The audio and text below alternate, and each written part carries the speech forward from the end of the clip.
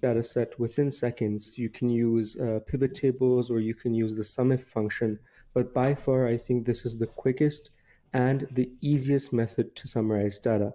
So let me show you how it works.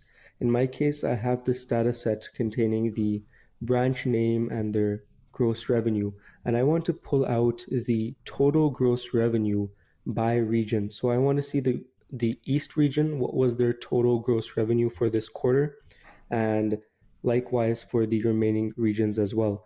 So what I'm going to do is I'm going to click on any cell outside my table, and I'll go into data and I'll select this consolidate button over here. And I want to keep the sum function selected because I will be summing the gross revenue by region, okay? There are other functions as well, but we want to keep it at sum. And I'm going to go ahead and delete my existing data. This was done just for an example. And the reference will be the region as well as the gross revenue. So I will select that and I'll just go all the way down.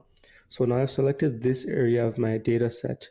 Now, if these two columns are not side by side, what you can do is you can just take the column in the middle and move it elsewhere so that these two columns are side by side and together, okay? So I've selected the region column and the gross revenue column, and I'll click on add, okay?